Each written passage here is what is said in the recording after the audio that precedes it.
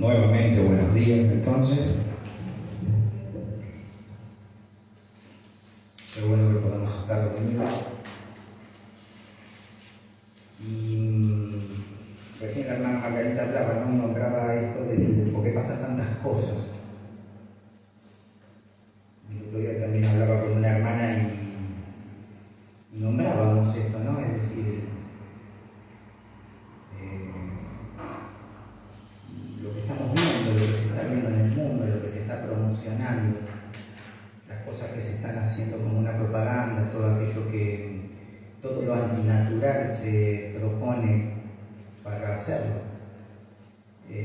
Nosotros sabemos que esto tiene que pasar, estamos en los últimos tiempos, pero y a veces nos desanima, a veces como hasta que nos enojamos un poco, porque son cosas que son anti-Dios.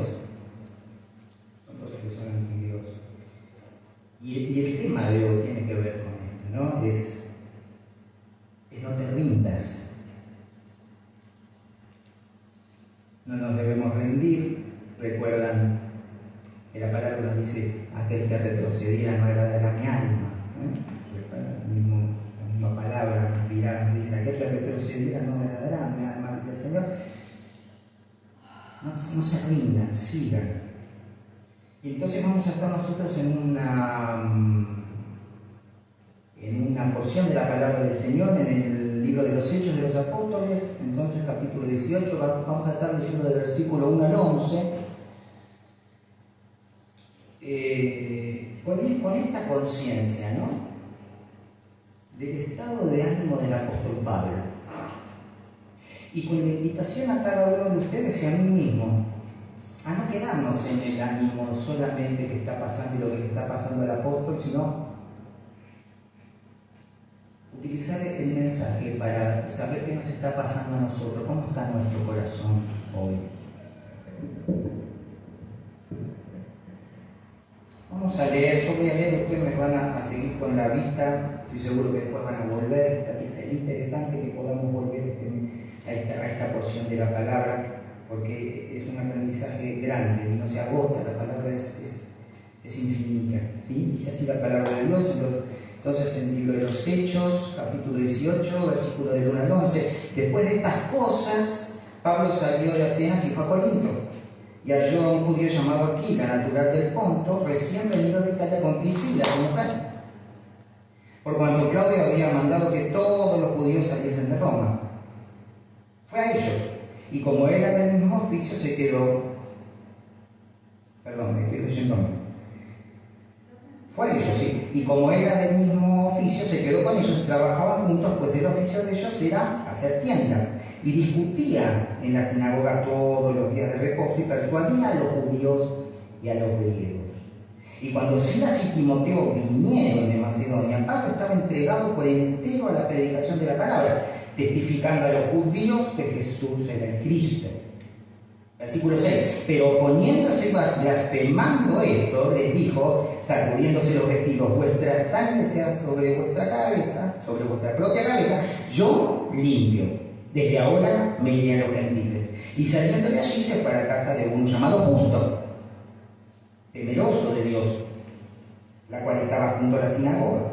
Y Crispo, el principal de la sinagoga, creyó en el Señor con toda su casa, y muchos de los corintios, oyendo, creían y eran bautizados.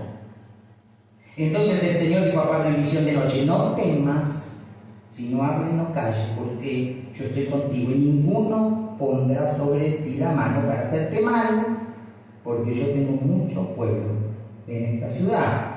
Y se detuvo allí 1 año y 6 meses enseñándoles la palabra de Dios. Bendita es esta porción de la palabra del Señor. Qué pasaje, ¿no? Ustedes saben que Pablo viene de Atenas. Pablo de Atenas fue a Corinto. Si ustedes van un poquito más atrás, fíjense en el capítulo 17 del mismo libro de los Hechos,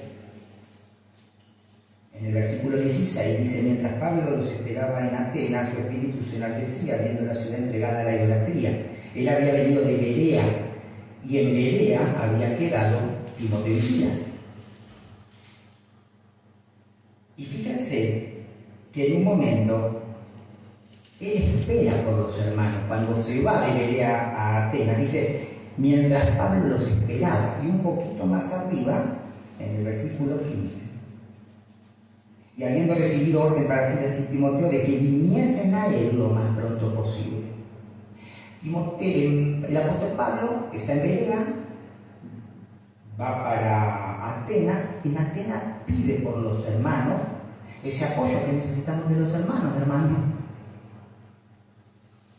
Esperaba con ansia a los hermanos. A veces nos tomamos conciencia de que un hermano espera a otro hermano, o debe esperarlo, con ganas, con ansia, pensando en el encuentro, pensando en cómo estará si no ha hablado por algunos días. Hoy me llevé una sorpresa porque lo vi el día, la verdad que pensé que no venía, y qué gozo cuando lo vi, porque yo estaba allá medio distraído y me asusté un poco porque oí, yo no lo esperaba al hermano, y amanté a la hermanita, pero cuando lo vi, claro, qué bueno, no te esperaba, qué bueno porque estamos juntos en el Señor, ¿sí? A veces perdemos la conciencia de nuestra comunión. A veces perdemos la conciencia del amor por el hermano, no porque no amemos, porque se vuelve una cotidianidad, una costumbre. Y nos olvidamos qué importante es el hermano, cada hermano y hermana para nosotros. Y él había pedido por ellos. Ahora,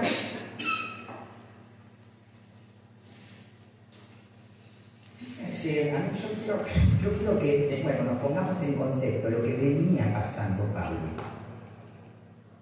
Pablo le venía pasando de todo, le venían haciendo de todo, desde que fue a Europa, hace un rato, tiempo atrás.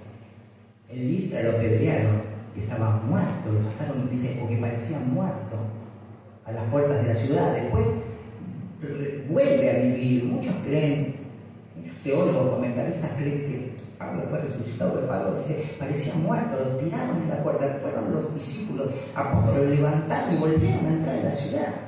Una dice, bueno, lo apedrearon, hermano, en Listra. En Filipos lo azotaron con varas, y dice la palabra que lo azotaron mucho. ¿Se imaginan ser azotado con una vara? Mucho. Pablo venía sirviendo al Señor, como siempre, pero ¿con qué ánimo estaría este varón?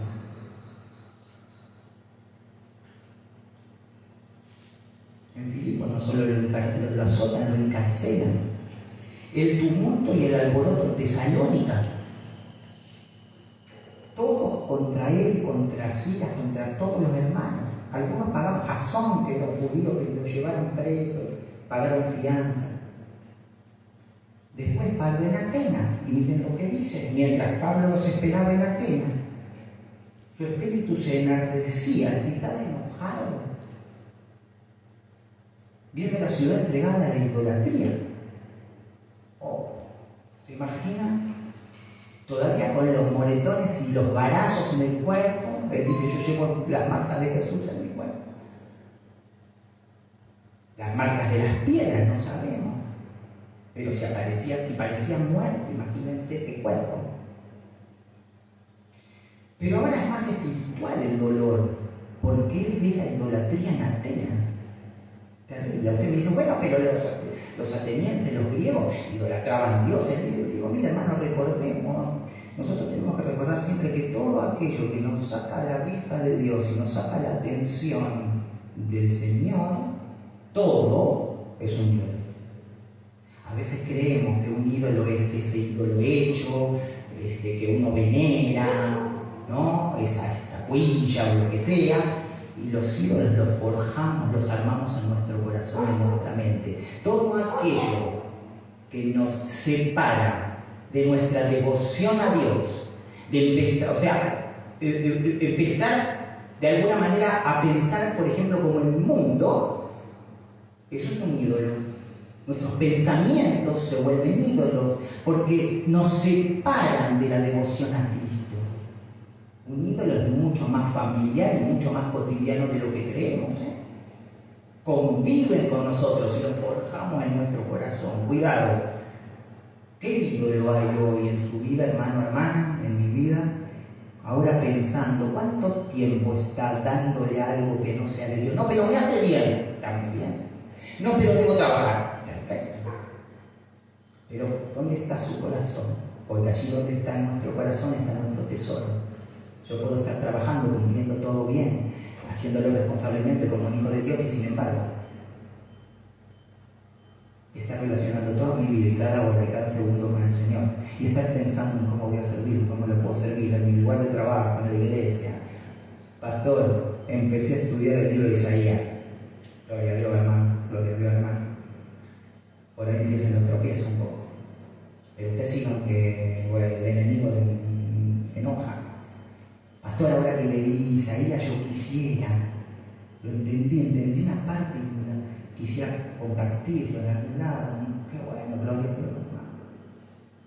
Todo lo que nos saca de eso, de la palabra, todo donde la atención está puesta, todo es un ídolo. Toda mi atención puesta en algo que no sea Dios es un ídolo.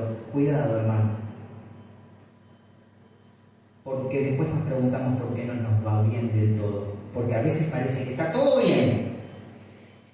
Pero hay un vacío, hay algo que no se cierra, hay algo que no anda bien en el espíritu, en nuestro interior. Cuidado, siempre cerquita entonces de la palabra. Entonces se enardecía y se estaba enojado. Bueno, ahora,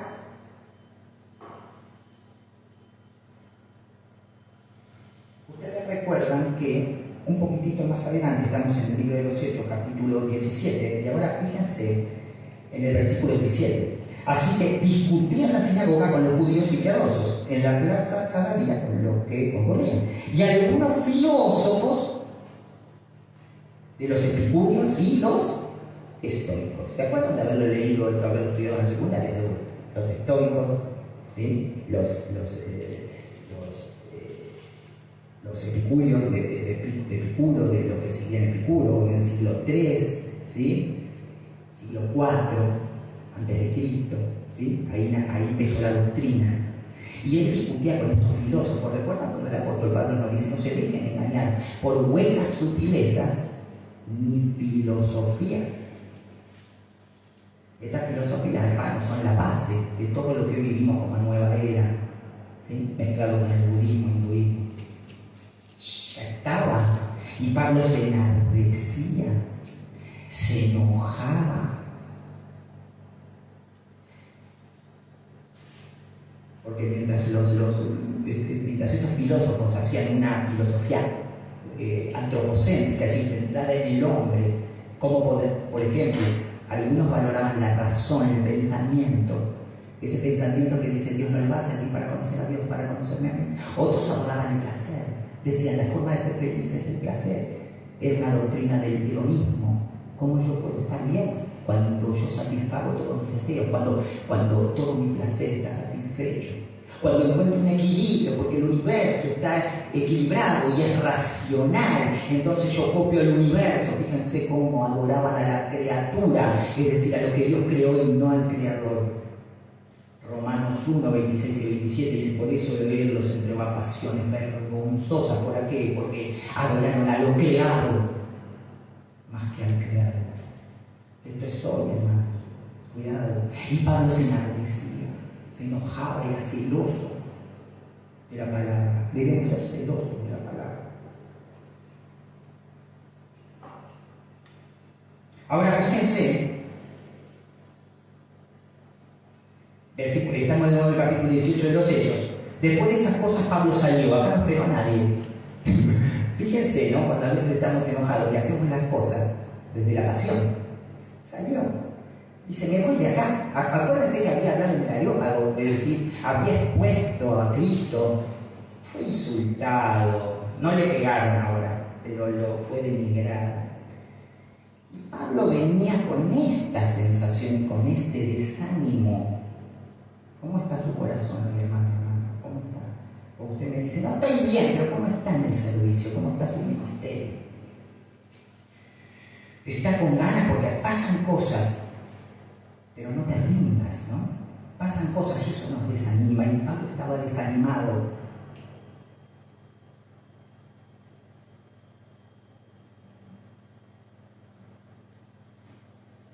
Su estado de ánimo, Pablo lo aclara en 1 Corintios 2, 1, 3. Mira, a mí me interesa leer esto rápidamente. Así que, hermanos, cuando fui a vosotros para anunciaros el testimonio de Dios, no fui con excelencia de palabra o de sabiduría.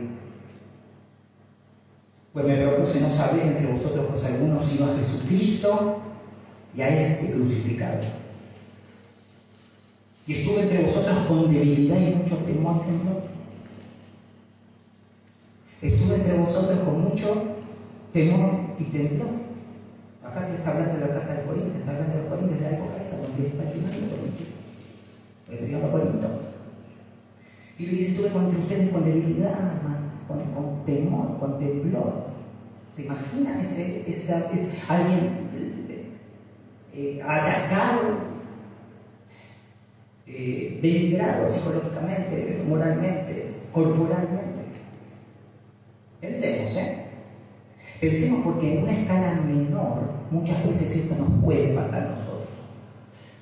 Ya el pastor dijo esto y me parece que me lo dijo a mí y me desanimo. O un hermano entró y no me vio, o no me saludó y me desanimo.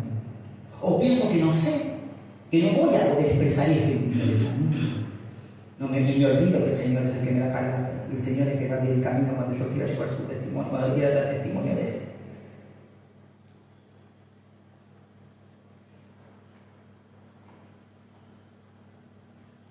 Estuve entre vosotros, ustedes con temor y temblor. Qué bueno, tenemos que estar con temor y temblor. Después vamos a ver por qué es necesario, hermano, que nosotros estemos débiles entre nosotros y ante Dios.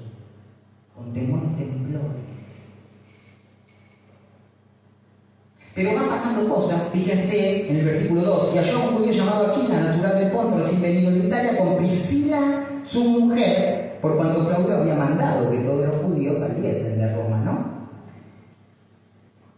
O sea que Pablo, ahí el Señor le da a dos hermanos más, Pablo y Aquila. Aquila y Priscila. No estaba con Timoteo y con Sila, pero Dios le da dos hermanos más. Y qué hermanos, ¿no? Porque ahí volvemos de nuevo, qué bueno es contar cuando contamos con el hermano, porque en Romanos 16, capítulo 16, versículos 3 y 4, el mismo Pablo dice, ellos arriesgaron su vida por mí. Qué hermoso cuando podemos contar y cuando otros pueden contar con nosotros, como estos hermanos que son capaces en la comunión esa, jugarse la vida por el otro, ¿no? Y esto no estoy trayendo de otro lado, esto es bíblico, hermano. Y ellos dicen, se jugaron la vida por mí, los tienen como colaboradores de excelencia, qué bueno. Miren el versículo 5, cuando Silas y Timoteo, porque siguen pasando cosas, versículo 5, cuando Silas y Timoteo vinieron de Macedonia, Pablo estaba entregado por entero, ¿a qué? A la predicación de la palabra, testificando a los judíos que Jesús era el Cristo, por entero. Fíjense que dice cuando llegaron Silas y Timoteo, ¿de dónde venían? Pablo estaba en Atenas, desde ahí los mandó de nuevo a Tesalónica y seguramente a Filipos, a Silas. Y fíjense que el Señor sigue bendiciendo, porque Timoteo llegó con noticias buenas de Tesalónica. Dice, no, mirá, están bien los hermanos, no quebraron en la fe, no tropezaron, su fe está intacta. Y Silas traía ofrendas de Filipos, traía dinero. Por eso acá es bueno que después usted vea, porque Esto se complementa con otros libros, por supuesto. Y Silas estaba trayendo ofrendas. ¿Y por qué entonces Pablo podía estar predicando ahora a horario completo sin estar fabricando tiendas? Porque le traían la ofrenda. Y Pablo estaba siempre estuvo muy agradecido con los filipenses. Lo sostuvieron. Qué bueno. Y los filipenses, la iglesia en Filipos no era muy grande, una iglesia pequeña, puede ser esta iglesia. Una iglesia chica, había empezado con mujeres, era pequeña. Y sin embargo, qué bueno esta misericordia para una congregación, una iglesia que envíe para el misionero, ¿no? Que ayude, pensando en los que están llevando la palabra de Dios. A veces perdemos la noción también de los hermanos que están misionando. Qué importante que al hermano que está misionando, la hermana, le llegue a la ofrenda, no para sus placeres, para poder seguir predicando y llevando la palabra de Dios. Yo quiero leer esto para tener la conciencia. 1 Tesalonicenses 3, usted lo anota seguramente. 3, 5 y 6. Mire lo que dice la palabra. Por lo cual también yo, no pudiendo soportar más, esto está hablando Pablo, ¿no? Envié para informarme de vuestra fe, no sea que os hubiese tentado el tentador y que nuestro trabajo resultase en vano. Miren la preocupación del apóstol. En el versículo 6, pero cuando Timoteo volvió de vosotros a nosotros y nos dio buena noticia de vuestra fe y amor, y que siempre nos recordáis con cariño, deseando veros como también nosotros a vosotros. Fíjense, hermano, esta comunión. Pablo dice, no aguantaba más. En saber, Pablo sabía que había problemas. Él estaba haciendo un trabajo de misionero, estaba llevando la palabra, pero sabía que había mucha doctrina falsa, muchos falsos maestros. Se mezclaba todo como se mezcla hoy. Y dice, no aguantaba más y yo quise saber cómo estaban. Cuando vienen con buenas noticias, ¡oh, qué bueno! ¡Qué alivio! Nos da saber cuando llevamos la palabra, cuando la palabra es entendida, cuando somos obedientes. Qué importante es saber que el hermano no quebró en fe, que necesitó y fue a Dios, que necesitó y fue a Cristo, que no se mezcló con nada. Qué bueno, están en la fe, está la fiesta entera, porque dice, si no, nuestro trabajo va a parecer en vano, otra carga más, ya venía. Qué bueno, los filipenses están bien, están en el Señor. Alivio para Pablo, uno más, bueno, la ofrenda, bueno, entre todos los malos cosas buenas pasan. Sin embargo, Pablo está muy desanimado. Ahora también hubo fruto, fíjense el versículo 8. Y Crispo, el principal de la sinagoga, creyó en el Señor con toda su casa, y muchos de los corintios, oyendo, creían y eran bautizados. Otro fruto, gloria a Dios. Se bautizaron, no sabemos cuántos, pero parece que son muchos. Impresionante. Ustedes saben que en Corinto había una cultura depravada. Había un verbo que se usaba en ese tiempo que era corintinizar. Cuando a alguien lo veían muy malo, muy depravado, muy pecador, muy salido del camino, muy pagano, lo llamaban se corintinizó. En Corinto estaba el templo Afrodita con sus ceremonias de la fertilidad. Las sacerdotisas eran como 1000 o más de 1000, estaban rapadas y bajaban todas las tardes y la noche, desde la tardecita, a dar sus servicios de prostitución, prostituían. Y Pablo está sabiendo de esto, está en Corinto. Y les dice a los corintios, dice, hermano, ustedes, el problema acá es la inmoralidad sexual, otra carga para Pablo. Dice, ¿cómo pueden estar haciendo esto? Están haciendo cosas que aún los paganos rechazan. Porque dice, alguno tiene hasta la mujer de su padre. ¿Ustedes por qué hacen eso? En 1 Corintios 6:9. Pablo seguía cargando, decía, ¿cómo puede ser? Y me acuerdo de lo que hablaba con la hermana, pero esto me desanima. Uno ve esto. Está bronca, da enojo, como dan ganas de no seguir. Y Pablo está mirando ahora, pero ahora le está hablando a hermanos de la iglesia. En 1 Corintios de nuevo 6:9, primero, el otro era 1 Corintios 5:1, dice, alguno tiene, ahora tiene la mujer de su hermano, después le aclara, no sabéis que los injustos no heredarán el reino de Dios, ni los injustos, ni los fornicarios, ni los adúlteros, ni los borrachos, ni los afeminados, ni los homosexuales, ni los que se echan con varones. Pero le dice, pero ustedes ya han sido lavados, ustedes son de Cristo, ¿por qué hacen esto? Yo le digo la verdad, ¿no? Pensemos y tratemos de llevarlo a nuestra vida en otra escala. Yo creo que después de un aguarazo como le dio, de azotarme mucho como Pablo, yo no sé la verdad para qué me agarro. Yo creo que seguía en el Señor y por supuesto por fe, el Señor me sostendría. Pero piensa en la vida de este hermano, porque el Señor nos sostiene.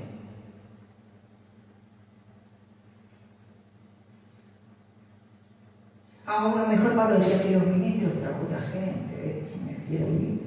Yo me voy, es más, me quiero ir, no, me voy, dijo.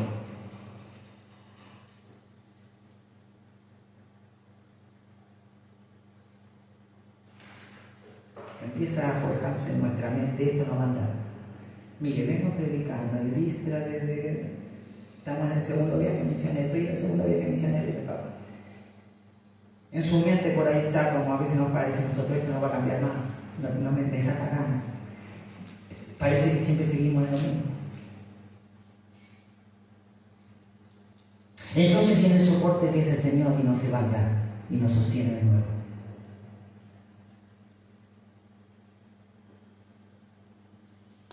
Versículos 9 y 10. Entonces el Señor dijo a Pablo en visión de noche, no temas, sino habla y no calles. Porque yo estoy contigo y ninguno pondrá sobre ti la mano para hacerte mal, porque yo tengo mucho pueblo en esta ciudad. ¿Saben lo que está diciendo el Señor a Pablo? Yo tengo mucha gente que está esperando la palabra de Dios, la palabra de hermano Pablo, que vas a llevar vos para que se conviertan. No es que el Señor tenía mucho pueblo porque ya estaban convertidos. Le dice, yo tengo mucho pueblo para que se conviertan. Tengo mucho pueblo ahí que vos tenés y vas a hacer que se convierta. Por la palabra mía, por la palabra de Dios, no calles. Impresionante.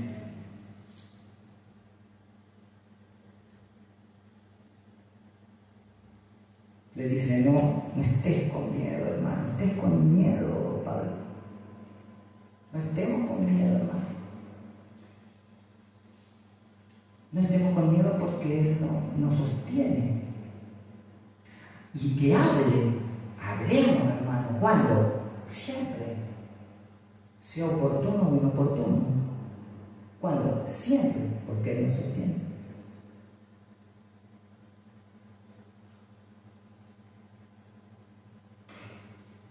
¿Y por qué no tenemos que tener miedo? Porque Él nos ama.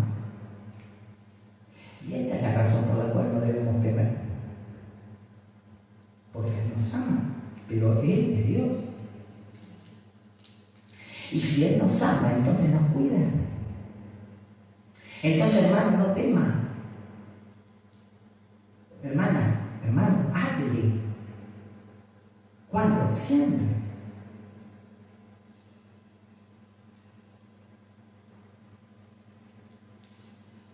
Y sin embargo, un poquito antes, versículos 6 y 8, seguimos en el capítulo 18 de Hechos, versículos 6 al 8.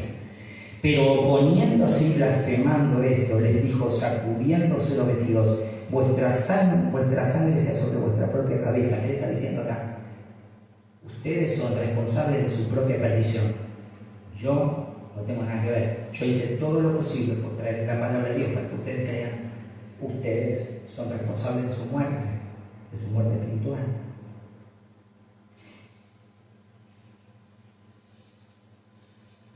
Y después le dijo, desde ahora no iré a los gentiles. Ahí se me voy. Bien, a veces escucho testimonio de pastores, de líderes. Y a veces me escuchan a mí otros líderes de pastores decir, yo tiro la toalla, ya estoy cansado. Me queda un tiempo que venga, esto pasa, hermano. Esto pasa. Por eso la importancia de contar con los hermanos, unos con otros, ¿no? Porque esto pasa. Y fíjense que el poco ánimo que a Pablo le llegaba era de parte de los hermanos, no había otro. Qué bueno, a veces un llamado, a veces decir, hermano, me equivoqué, perdón, vamos a trabajar. Qué bueno, qué bueno. No tenga miedo, hermano, porque el Señor la ama, el Señor te ama, el Señor te cuida. El Señor me ama, el Señor me cuida. Ahora, si nosotros paramos, hermano, si nosotros dejamos de hablar, no va a haber menos temor. Esto nos lo da la muestra el profeta Jeremías cuando dice: cuando traté de callar, hice como que no existía, me quise olvidar de Dios, y yo no hablé más por mi boca la palabra de Dios. Sentí un fuego en mi corazón, como que lo doblegaba, hermano.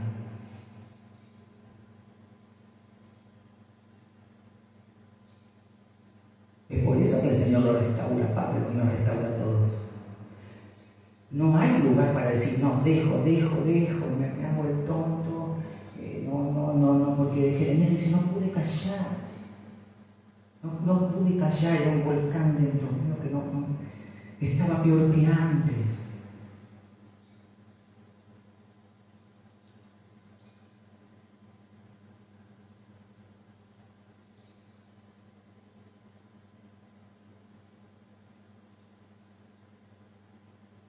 Bástate mi gracia, ¿recuerdan? Bástate mi amor.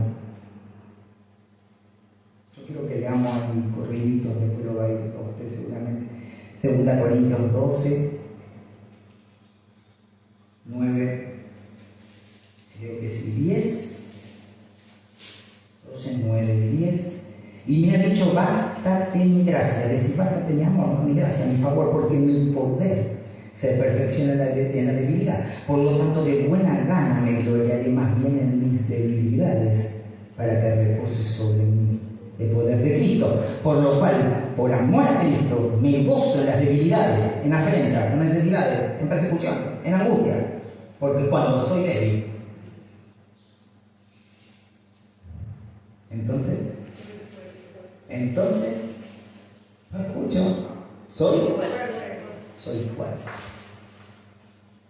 Cuando me olvido de mi fortaleza humana y digo: Señor, no doy más,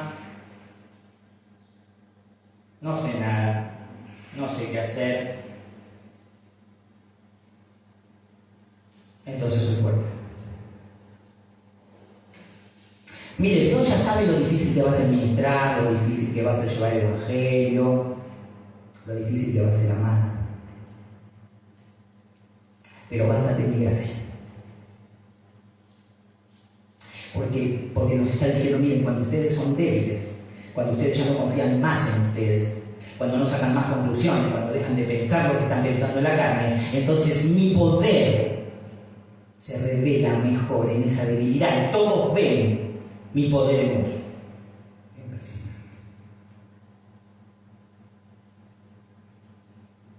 Nosotros tenemos la conciencia de esto, de lo que nos dice la palabra.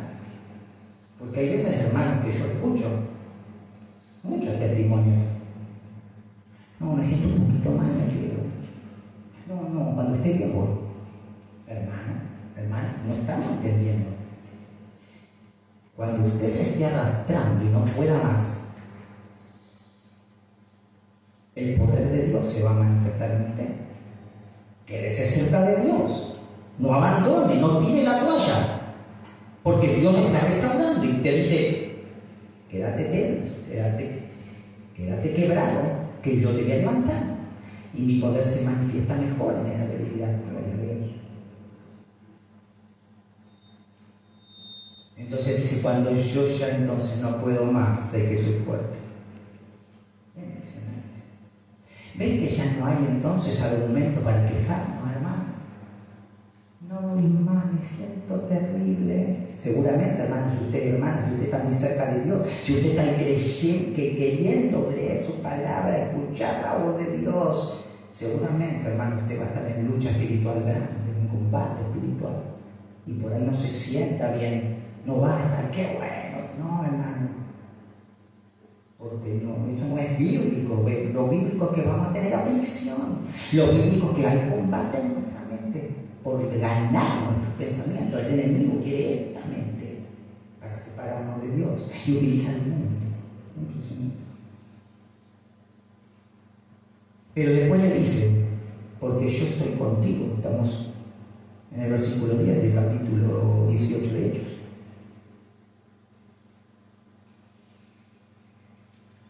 Porque yo estoy contigo. Impresionante.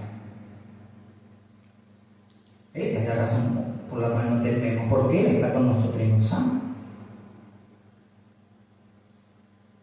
Hay mucho por hacer, hermano, hay mucha obra por cumplir. Tenemos que poner la mano a la mano, movimiento. Pero con esta conciencia de la palabra, que no hay excusa porque Él nos va a sostener. Cuando siempre, cuando usted esté peor, el poder de Dios se va a manifestar en usted. Y eso glorifica a Dios. A veces pensamos que nosotros damos gloria a Dios solamente cuando alabamos. Que alabar es hermoso. Y hoy vinimos con una gana de alabar, ¿no? Canciones, gloria a Dios. Pero le damos gloria a Dios de muchas maneras. Una manera es esta que estamos hablando. Y fíjense en el versículo 11 para ir cerrando. Dice, estuvo allí 1 año y 6 meses enseñando. Si lo contrastamos con el final del versículo 6, desde ahora me diré a los gentiles, uno no entiende bien. Y dice, Pablo, ¿qué pasó? En tu carne, Pablo, en la carne de Pablo, él la llama sarx en griego, esta disponibilidad o esta disposición a vivir de espalda a Dios. Pablo se iba. Sí, me voy a los gentiles, acá me tienen re patilludo, enojado. Me tienen cansado. Y dicen, y estuvo 1 año y 6 meses. ¿Qué pasó? Obedeció a Dios y Dios lo sostuvo. Qué bueno. Por eso, hermano, no te rindas. No te rindas. Ahora, y para cerrar, el no te rindas es el no te rindas en una vida cristiana. No sé cómo hablar de la vida cristiana. Es una vida entregada a Cristo, no una vida entregada a todo y también un poquitito a Cristo. Cuando mi vida es esta y Cristo gira a mi alrededor, esto no es vida cristiana. Bueno, le pido, sé que existe, mi fe, yo creo, por supuesto, somos salvos, la salvación no la perdemos. Perfecto. Esto no es una vida cristiana. La vida cristiana es cuando Cristo está en el centro y mi vida gira alrededor de Cristo. Por lo tanto, si usted me está diciendo, no puedo más, mi trabajo me tiene mal, estoy angustiado, estoy mal, todo así, las cosas salen sin... Le digo, ¿dónde está Cristo en su vida? ¿Dónde está Cristo en mi vida? ¿En el centro o es algo aleatorio? Porque la paz ya nos la dio. Tenemos que ir a buscarla. La paz está dada, mi paso dejo, mi paso doy. Él no se desdice, hermanos. Por lo tanto, no te rindas en una vida cristiana. Porque es fácil no rendirse cuando soy seguidor. Mire, le digo algo, hermano, si usted tiene muy pocas batallas, si usted venimos los domingos, está muy bien, adoramos, está muy bien, gloria a Dios. Pero si no hay batallas en el sentido de estar haciendo cosas que agradan a Dios, porque no se rinda es en la batalla esa, en hacer cosas para Dios, y ahí en no rendirse. Después no rendirse en otros lugares es fácil. Por eso dice, cuando estés quebrado, cuando no puedas más, sirviéndome, Pablo, te pegaron, te denigraron, pero yo siempre estuve con vos. No para que temas y no calles. Para que no temas y no calles. Vamos a orar. Padre Santo, Dios mío, gracias porque tú has traído palabra a partir de esta experiencia del apóstol Pablo. Querido Señor, gracias porque a partir de este ejemplo sabemos cómo es tu amor hacia nosotros también. Cómo nos sostiene, cómo nos das ese soporte, Señor, ese soporte perfecto que nos sostiene para seguir en una vida cristiana, estudiando tu palabra, Señor, queriendo compartir esa palabra con otros, creyendo que lo importante y lo principal en nuestra vida eres tú, Señor. Nosotros cumplimos con las cosas como hijos de Cristo, ¿sí? Como hijos de Dios, pero queremos que nuestro centro sea vos, Cristo. Nosotros dejamos todo en tus manos, te damos gracias por tu Hijo Jesús. En el nombre de Jesús. Amén. Amén. Amén.